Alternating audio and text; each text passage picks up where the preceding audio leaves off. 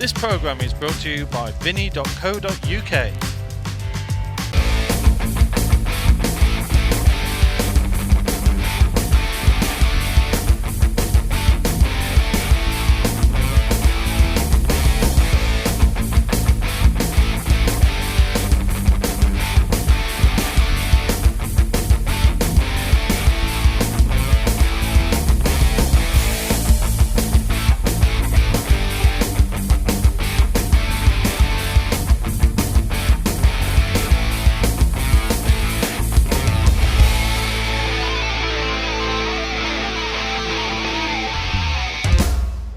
Welcome back to the Champions League pool here on Free Sports. We've just seen a clinic put on by Aaron Davies, the first man to get a win in the quarterfinal stages here this evening. Simon, a superb performance, but all attention now must turn to our second match of the night, and in Neil Raybone versus Phil Harrison. This is a headliner for any event, isn't it?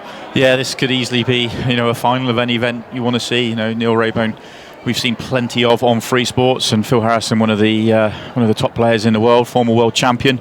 He starts tonight as the bookies' favourite for the group, but it is such a tight group. It's you just see from the odds there when they're trying to match them up against each other, there's absolutely nothing in it.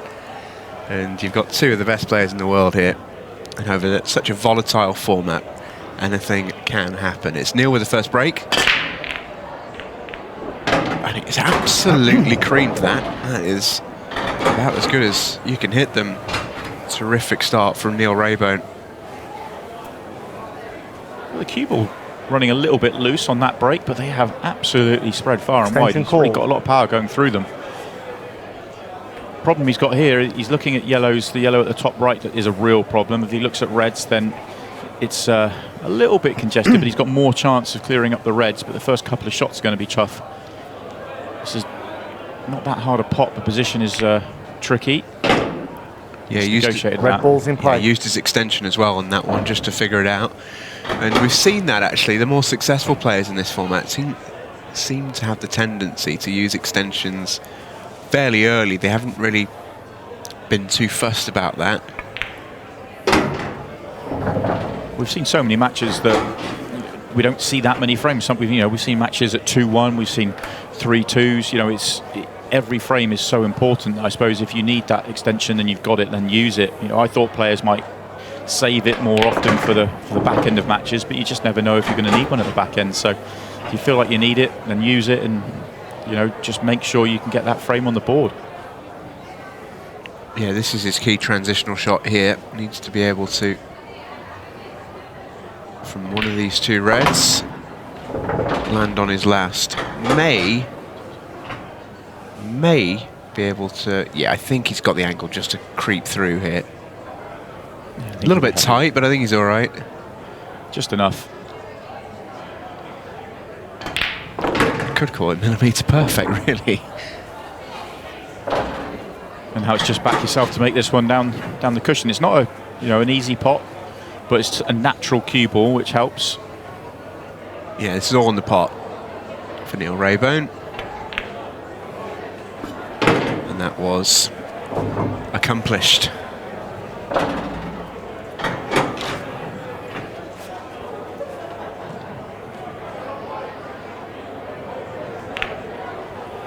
And the 8-ball completes the break and dish. We saw the last match start with a break and dish. We've seen this match start with a break and dish. This time for Neil Raybone, he takes that 1 frame to 0 lead.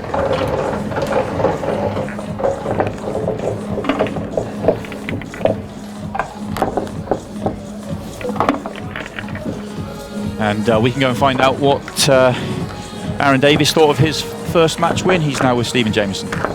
He certainly is, and well, I'll put that straight to you, Aaron. How do you feel with that first match win? That was a pretty impressive performance, if I must say so. Were you pleased with that? It'll have to do, Yeah, I was really happy with that, to be honest, because I was really nervous. I don't know if you could see it, but I was just very happy with that, really. Absolutely not. The nerves weren't showing whatsoever. It was clinical. We had a couple of let's call them issues that we won't really call them issues, but on your break, for example, with that splitting towards the side Yeah, I think there was a magnet on the side of the table, wasn't there, or something? what do you put that down to? Any explanation? Or it's weird because I've been practicing it a little bit recently, and I mean I never do that. I know it can happen, but I've never done it, and to just do it twice on the trot like that was weird for me as well. I don't know, to be honest. Well, didn't let it get in your way though. Hey, it was a pretty good performance at 4-1. Looking forward to the rest of the night. You've obviously got Neil and Phil still to play. It doesn't get any easier, of course, for top players. No, what are your thoughts on this group? I'm just looking to try and enjoy it, really, not think too far ahead. Obviously, I'm happy to play Neil and Phil. Like, they're two of the players that I grew up watching as well, so I'm just happy to play them, really.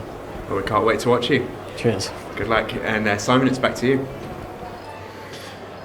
Good to get Aaron's thoughts, and he's looking forward to playing Phil and Neil. I'm looking forward to watching him play Phil and Neil. It's going to be fascinating to see how this group unfolds. It really is. And going back to this match, and what a break from Phil Harrison. Perfect position to return the favour and break dish to go 1-all. That was the fear. Just strapped my headset back on, and that was the worry that I'd come back and I would have missed something. That's the sort of standard we're expecting tonight. Yeah, it's going to be very fast and furious and at a very high level. I think Phil's probably stretching a little bit on this shot. He can just about reach. To play it with a tracer side, just to hold himself straight. And very important that he finish straight on this red to the bottom right, so that he can drop it in for the 8-ball.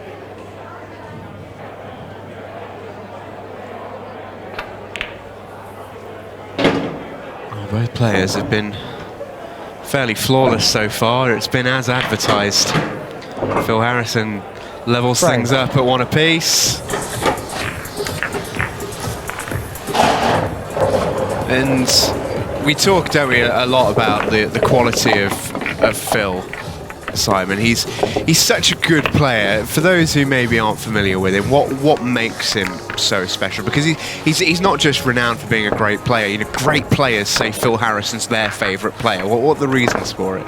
It's largely a lot the same for a lot of the top players. It's the way they see the patterns and the way of clearing up the balls that make it as easy as possible. You look at the one, you know, the clearance he's just made there. Okay, he's made it look really, really simple, but he's finished straight in on his last ball and has to drop it in for the 8-ball, and that's how he sees his clearances. The way he can pick out a route that makes it, you know, a lot of straight pots and a lot of simple pots with very little cue ball movement.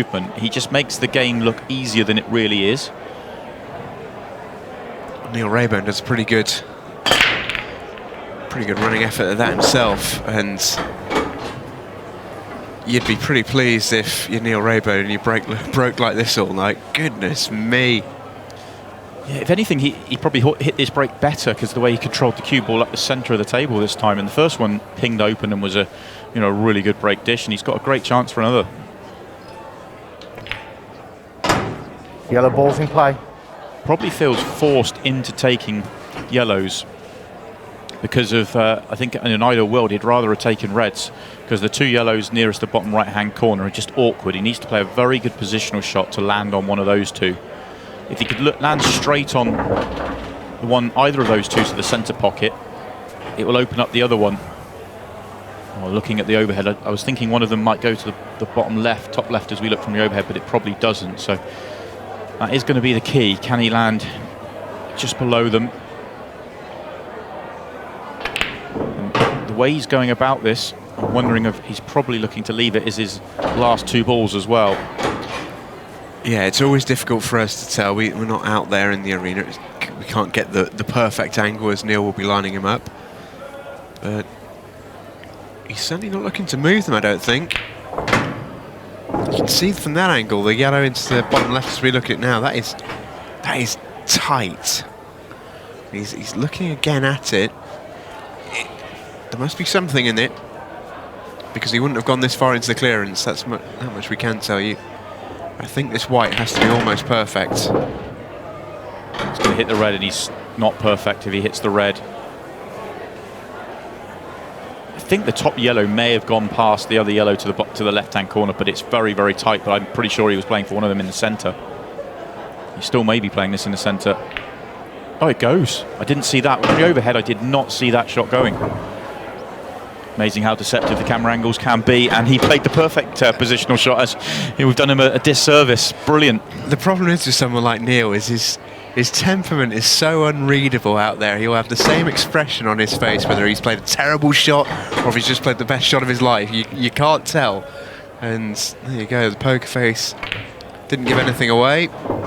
Perfect clearance, 2-1. I don't think we've seen one false note from either of these players yet in 3 frames. That's the sort of standard we're dealing with, Simon. We sort of advertised it as thus, and my goodness me, isn't it delivering? Neil Raybone and Phil Harrison. There's a reason why they couldn't be split really in the bookies odds. Me and Simon personally can't split them either. It's been quality all the way through so far from Neil Raybone and Phil the Farmer. Yeah, very impressive stuff. 3 break dishes, and that was probably the best one of the lot. Had to work the cue ball around the table. They looked open, but still had to land a couple of very good positional shots to get his work done. And frame 4, Phil Harrison. And he puts the pressure onto Phil now to see if Phil can respond once again. In a weird way, I can't believe we're quite getting to this sort of level. But in a weird way, if both players, so if Phil does what Neil's been doing here, and he might not have the chance to, he didn't contact that break at all well.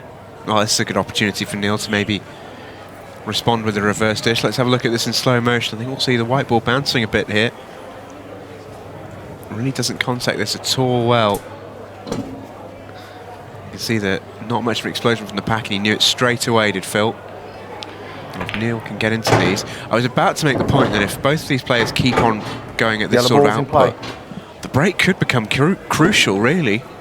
And yes, can do. So it sort of proved in a way.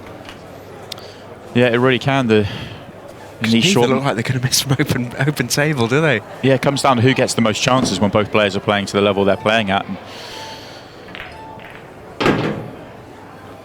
at the moment, it's Neil that's got the extra chance, although this isn't a very great split to go for. Although if this yellow, one of the yellows of the little cluster in the middle, that might sneak into the centre pocket. It's just blocked. Yeah, it looks a little bit tight, although I said that in the last frame and he just landed on it, so no, but this time he has had to play safe. That was too tight to take in the centre pocket, so happy to slow things down. I feel like, I know it's early in the match and 11 minutes 20 seconds left, but you're always more comfortable to slow it down and play these safety battles when you have that frame lead. You just feel like you don't mind it dragging on.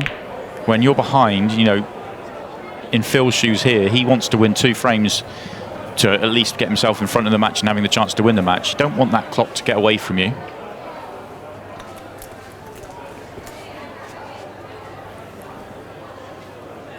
And this has now become a very, very awkward frame. So worth pointing out, I don't think we've really had much chance to mention it so far, but we're playing international 8-ball rules here. So you can put your opponent's ball as long as you play a legal shot in doing so. You get no penalty for that. Just loss of turn, as you would ordinarily. But we might see Phil think about that, because that yellow is going to cause him a massive problem. At the moment, that's keeping Neil sort of with the advantage, but at the same time, he's not going to be able to clear because it's so wedged in with all those reds. It's his advantage and his disadvantage. It's his way of, you know, stopping Phil from having much to go at, but also until he can solve it, he can't go for the clearance himself. And I think it's easier for Phil to solve that area than it is for Neil, but also he has other problems on the table that he needs to consider as well, so he's not going to be in a rush to do so.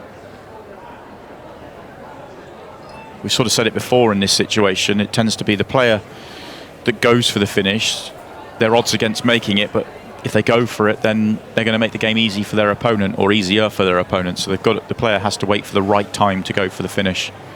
It's a really handy snooker being laid there by Phil Harrison. This isn't an easy hit for Neil Raybone. Oh, and he jaws it, so chance for Phil. Foul. He'll get cue ball in hand here. 1 visit, ball in hand. No 2 shots or shot and a visit, anything like that. Just cue ball in hand and a chance to open things up. This is a crucial moment in this frame and potentially the match as well. He may well just play red onto yellow and get on the left-hand side, Phil's get the red over the pocket. Time here. Extension call. And he's calls the extension, just in case.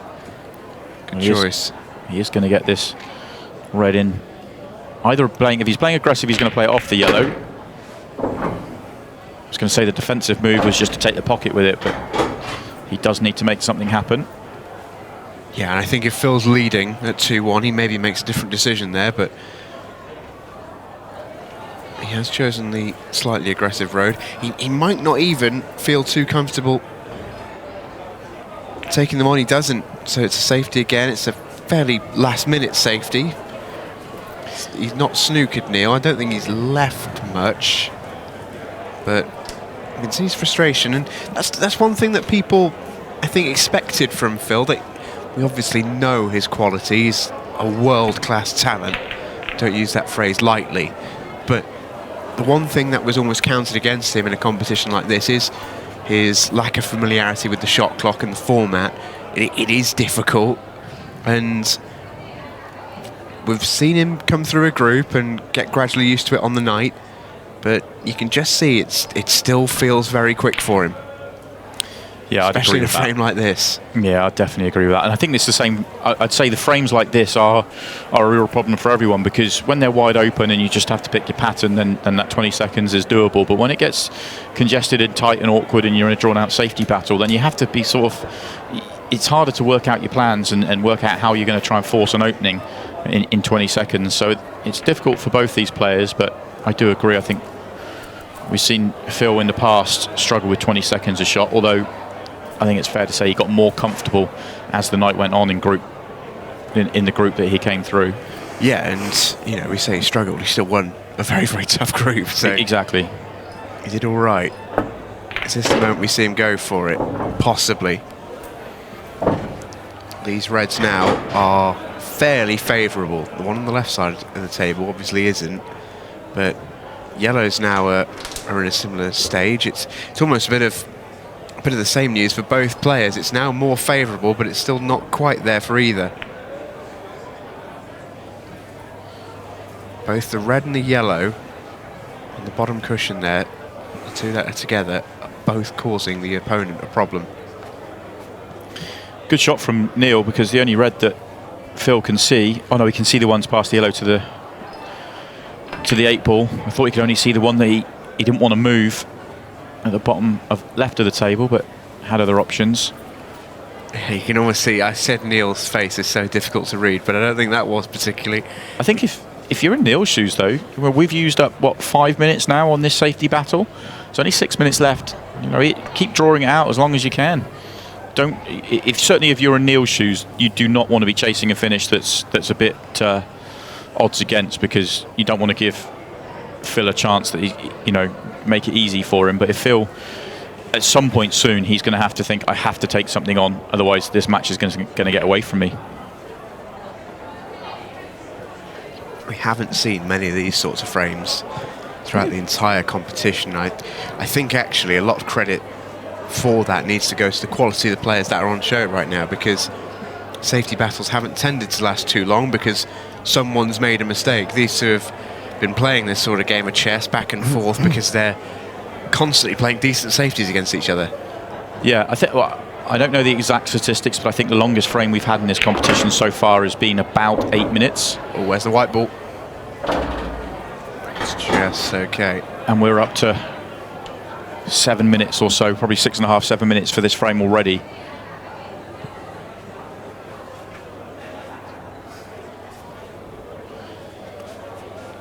Phil's trying to get the number advantage. He'll happily keep knocking in these yellows as long as he can leave it safe.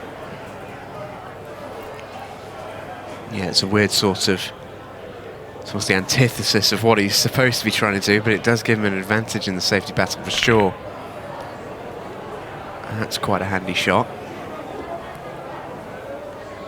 I don't think reds are too far away. Reds are certainly in front, aren't they? Phil's definitely winning this safety exchange. But when that happens, quite often you'll see a player then decide to take something risky on because of it. But I think Neil's right not to, as I've already mentioned. The longer this goes on, it's to his advantage. It's still not an easy clearance for Phil by any stretch of the imagination. Whilst we can say he's ahead in the safety exchange here, it's not as if it's a gimme clearance staring at him. It still needs some serious working out.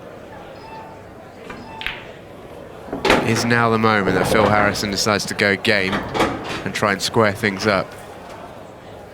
I think it has to be. It really has to be here. He's got the balls he needs just to open up on the bottom right-hand side. He can pot the one to the corner and open up the other two. Only other question mark is the one by the 8 ball. Does it go into either the corner or the centre pocket? If not, he can take it up to one of the top pockets. Shake of the head from Phil, but as I've learned from watching it, doesn't necessarily mean that it's all over. He's very much a perfectionist the way he plays. Big shake of the head like that might just mean he's out of position by a millimetre, but he looks pretty primed now, that's for sure. It's been a big frame in the context of this match. It might be a massive frame in the context of the night as a whole for these two.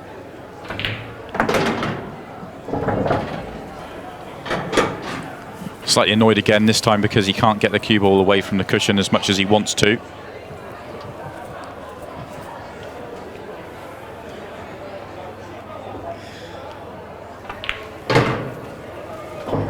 But it shouldn't cause him a problem because he can just drop this one in and the 8 ball goes comfortably into the centre. So he's worked these all out really well. And the safety play before, it's earned him the opportunity. That's brilliant from Phil Harrison. It really is brilliant. That's such a massive frame to win. To go through not only that safety battle, and then to come out the other side of it and make that clearance, which wasn't exactly easy, by the way. That is some clearance from Phil Harrison. This is Neil Raybone, the Razor. He's the IPA Premier League champion, as seen on Free Sports. European champion as well. He was the IPA's #1 until fairly recently. He is a top professional player. And he was sort of parachuted into this tournament, again quite last minute. I think he was a last minute stand-in. Yeah, he was, yeah. He came in and what a replacement he is. Yeah, absolutely. Well, Neil with the break, and he has been breaking well. Oh, what a hammer. What a hammer. 2 minutes to mop these up, and this is a great chance. That might be the biggest break we've seen in the tournament. That is huge. Trying to count, is that 5? I think that's 5, I think that's 5. Just the 5 balls, and these yellows have really opened up well for him. Yellow balls in play. One good positional shot as he comes down the table. If he lands perfect on the ball into the left centre, then he can open these up and should be able to run through them. He does have to play and leave a good angle on his last ball just to be able to play onto the 8 ball. The clock shouldn't be a problem. I think he's a shade short of perfect. Another roll on that and he can drop it in, and he takes the other yellow to the bottom right, and then he's on the one to the other corner. So he's got a bit more angle here than he wanted. Minute and change remaining. He's come out okay there. Still not perfect. He's not straight enough on the one to the right centre to hold on to the one to the left corner. And the one to the left corner is very thin from where he is. So, and of course, as I said, he has to leave a good ball to get onto the 8 ball with a good angle. Well, he's got the angle. I feel like that red might be in the way a little bit. He might have to just come down the high side of the table, or the left-hand side of the table as we look from the main camera angle in, accept the 8 ball into a much harder pocket, not his obvious pocket. And he's a little thin on it. So that shot when he was coming down the table and he was a roll short of being straight on the one in the centre. If he's on a roll further, this is so much easier than where he is now. Well, this what should be a win. Oh, the nerves on it from Neil Raybone. The nerves on it. There's still 8 seconds left. Should mention the match isn't over just yet. Both so players are almost seeming to have given up the ghost, but there is still 8 seconds left on the match, and there is still an opportunity. But it looks like, I mean, it's Phil conceded? I think Phil's conceded. I think he's, I think he wasn't quite sure of the rules there, and he's conceded the match. So Neil wins the match 3 frames to 2. Well, we saw earlier on in the competition, we talked about that David McNamara golden break. That happened in a very similar scenario with just about 5-6 seconds left on the match clock. Golden break, won in the match, and Phil deciding, you know what, we'll do it the old-fashioned way, concedes the match and loses it 3-2. But I mean, we'll talk now more about what an important win that is for Neil Raybone. A fantastic performance, 3 breaks and dishes, which is phenomenal from Neil. That is, he broke so well in that match. It was brilliant. What a performance. Like 3 break and dishes, that's all you can do on your side of the table when you have 3 out of 3. The only real mistakes he made were safety mistakes. He got outplayed in the safety battle. But other than that, you know, Phil's not really made an error in terms of going for a finish or anything like that. Neil had more opportunities in the match, and that's why he's 3-2 ahead, or he's won the match 3-2. Well, we say that. We have got the replay in. The word has been passed along. And 8 seconds of the match clock left. The players are having a laugh about it. Phil's feeling a little bit embarrassed, I think. But 8 seconds left on the clock. He can still tie this match up.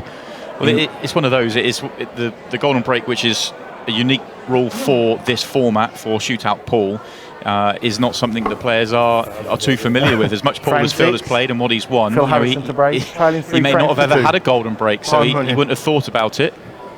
Well, he needs to pot the 8 ball. Oh my goodness! It's still in motion. Neil Raybone has almost fallen out of his chair. Let's have a watch of this. Watch Neil's face here. This is brilliant.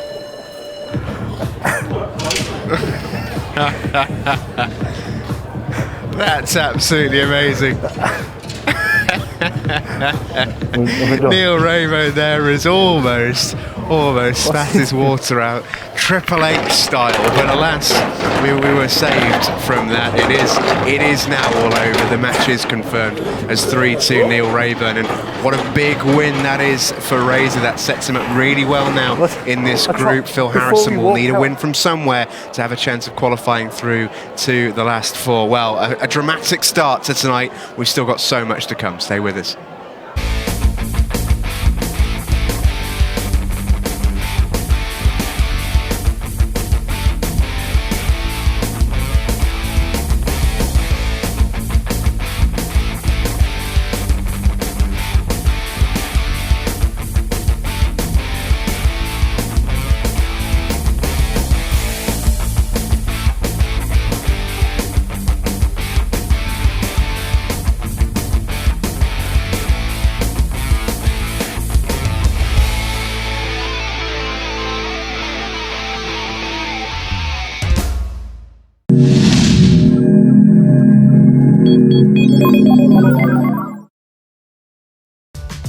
This programme is brought to you by Vinny.co.uk.